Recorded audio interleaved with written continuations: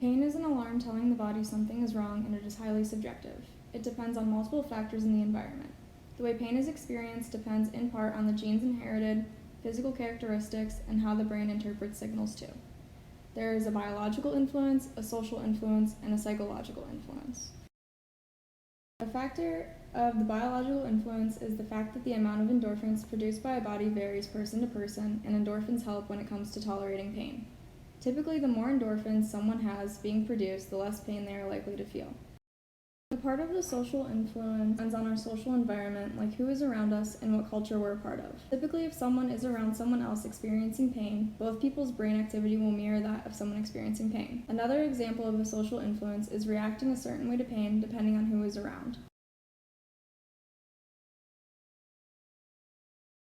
Like here as an example, this boy's crush is watching, so he wants to appear tough for her.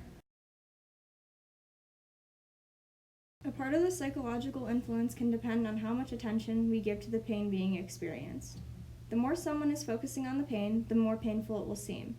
But also other factors in the environment can distract from the pain.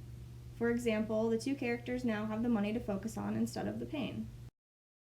We are going to use the reducer-augmenter scale we received in class and ask people to fill them out themselves and tell us their total number at the end and if they agree with the results they got or not. The revised reducer-augmenter scale we used consisted of 21 questions that refer to either events that people experience or feelings people can have. Those asked to fill out the scale were told to circle the number that best describes their feelings in general or how they felt about a particular event. So you have two options to choose from, with numbers 1 through 6 presented between the two options. For the first example, there was the option to either watch TV or read a book. So if they circle 1 through 3, they prefer to watch TV, but 4 through 6 shows preference for reading a book. The closer you are to the example you pick, the higher preference you have for said event or feeling. In 1967, Pietro found that there appears to be a continuum consisting of individuals whose nervous system magnifies incoming stimuli, called augmenters, and individuals whose system attenuates stimuli, called reducers, and those in the middle of the two extremes, called moderates.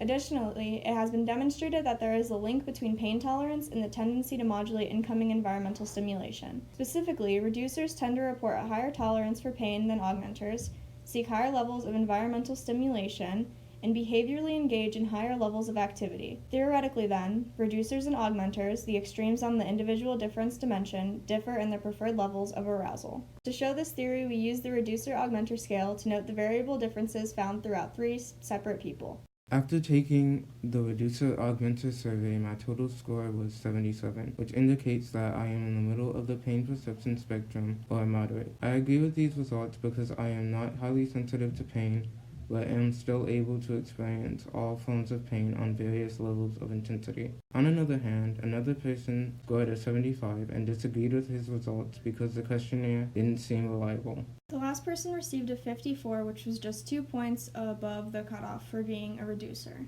The person didn't really disagree nor agree. They thought that they would still be considered more of a reducer than augmenter because the score was so close.